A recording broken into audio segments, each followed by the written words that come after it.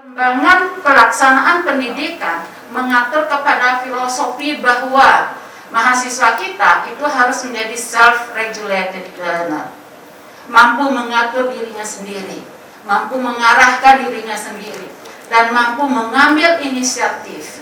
Sehingga program yang diberikan, yang diajarkan pun harus disesuaikan dengan hal ini. Sebelum kegiatan ini dimulai, Jurusan Teknik Sipil Politeknik Negeri Bali, saat ini bersiap untuk memulai program Diploma 2, D2 Fast Track atau jalur cepat, fondasi beton dan pengaspalan jalan.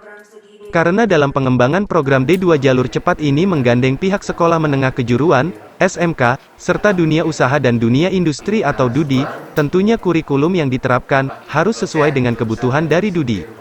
Untuk mensinkronkan kurikulum yang akan diterapkan pada D2 jalur cepat ini, Jurusan Teknik Sipil PNB, mengundang pihak SMK dan DUDI, dengan menggelar workshop pengembangan kurikulum serta penyusunan rancangan penyelenggaraan rekognisi pembelajaran lampau, RPL bersama SMK, Senin tanggal 15 November tahun 2021. Bertempat di Gedung Widya Guna kampus setempat, kegiatan yang dibuka oleh Wakil Direktur 1 PNB, Anak Agung Ngurah Bagus Mulawarman, turut dihadiri perwakilan dari 3 SMK yang menjadi mitra PNB, 6 perwakilan kontraktor, unsur asosiasi Gapensi, dan asosiasi Inkindo.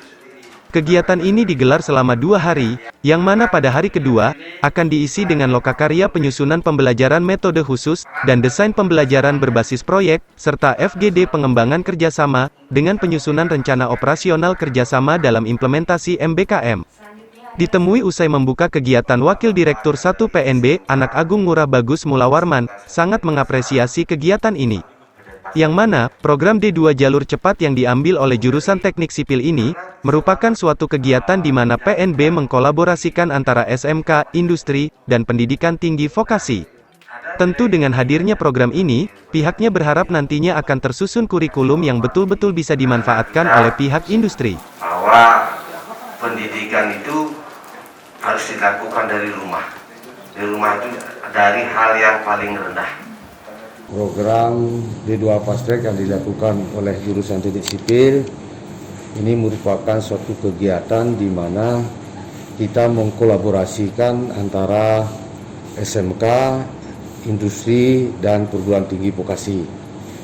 Nah, harapan saya di sini nanti akan tersusun kurikulum yang di mana proses pembuatnya itu betul-betul bisa dimanfaatkan oleh pihak industri. Karena kita tahu bahwa industri itu sangat penting ikut terlibat dalam penyusunan kurikulum ini. Nah, dalam proses pembuatan kurikulum ini, maka di sini akan masuk suatu materi-materi yang nanti di mana materi-materi dasar itu dia akan dapat pada saat SMK.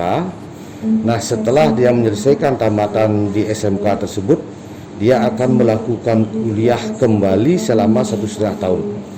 Di mana dalam kuliah yang berikutnya lagi 1,5 tahun itu, 1 semester mereka akan memantapkan lagi apa yang mereka dapat di SMK itu dengan bimbingan dari dosen perguruan tinggi vokasi.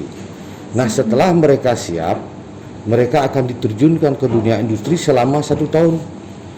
Nah, tujuannya apa? Ini tujuannya untuk mengasah soft skill adik-adik kita yang sudah menyelesaikan pembelajaran hard skillnya. Nah, hal ini kita anggap penting bahwa soft skill dan hard skill itu harus ada keberimbangan. Ya, biar mereka nanti bisa siap untuk terjun ke lapangan, siap untuk terjun ke dunia industri. Sementara itu, Ketua Jurusan Teknik Sipil PNB, Iwayan Sudiasa menambahkan, program D2 Jalur Cepat Fondasi Beton dan Pengaspalan Jalan ini, merupakan salah satu bidang yang ada di Jurusan Teknik Sipil PNB. Di mana, Prodi D2 Jalur Cepat ini, sangat baik untuk dilakukan, mengingat yang pertama anak didik dari SMK, ketika sudah di Jurusan Teknik Sipil, mereka tidak perlu mengulangi lagi materi yang telah didapat sebelumnya. Di sini direncanakan kuliah hanya 3 semester, sehingga disinilah percepatan yang akan dilakukan. Untuk program D2 jalur cepat, fondasi beton dan pengaspalan jalan merupakan salah satu bidang yang ada di jurusan teknik sipil, di mana prodi D2 jalur cepat ini sangat baik untuk kita lakukan, mengingat yang pertama, anak didik kita yang dari SMK pada umumnya sebagian materi perkuliahan itu sudah didapatkan di SMK. Nah, sehingga mereka tidak perlu mengulangi lagi di jurusan teknik sipil. Nah, dalam perkuliahan ini kita melakukan perkuliahan hanya 1 semester di jurusan sipil, yang mana perkuliahan ini merupakan materi-materi yang belum didapatkan di SMK. Sedangkan materi-materi yang sudah didapatkan di SMK kita pergunakan dengan sistem menggunakan RPL, pengakuan pembelajaran masa lampau, di mana materi-materi yang sudah didapatkan di SMK yang terkait dengan kompetensi di bidang teknik sipil sesuai dengan kompetensinya itu kita akui hanya dengan melakukan asesmen atau memberikan semacam tambahan sesuai dengan kondisi kemampuan kompetensi yang sudah didapatkan. Kemudian selama 2 semester kita lakukan perkuliahan di industri, di mana perkuliahan di industri ini meliputi materi-materi sesuai dengan kompetensi diploma 2 jalur cepat ini di bidang fondasi, beton dan pengapalan jalan. Kita masukkan ke dalam kurikulum magang industrinya.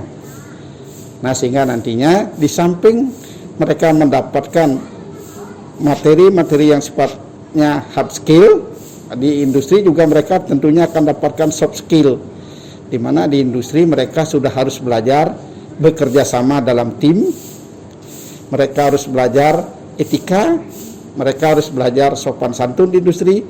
Nah, sehingga nantinya setelah tamat mereka akan menguasai knowledge, skill, dan attitude yang didapatkan selama di perkuliahan di pendidikan vokasi dan juga di industri selama pelaksanaan magang industri selama 2 semester. Ketua Panitia Pelaksana D2 Jalur Cepat, I Ketut Sutapa menyampaikan kalau kegiatan ini dilaksanakan selama 2 hari dengan melibatkan industri dan SMK. Adapun mitra SMK yang dilibatkan yakni SMKN 1 Denpasar, SMKN 3 Singaraja dan SMKN Bali Mandara. Sedangkan dari industri, ada 6 kontraktor, 1 asosiasi Gapensi, dan 1 asosiasi Inkindo. Kami kebetulan sebagai PIC Diploma 2 Jalur Cepat Fondasi Beton dan Pengaspalan Jalan. Hari ini melakukan kegiatan workshop penyusunan kurikulum, workshop penyusunan RPL. Dilanjutkan, hari selanjutnya itu adalah FGD dengan melibatkan industri dan SMK.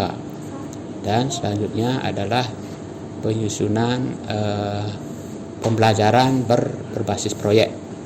Program Diploma 2 ini melibatkan untuk sementara ini dengan SMKN 1 Denpasar, SMKN 3 Singaraja, SMKN Bali Mandara. Selanjutnya akan dilakukan juga kerjasama dengan SMKN yang lain yang ada di Bali, yang ada hubungannya dengan bidang sipil dan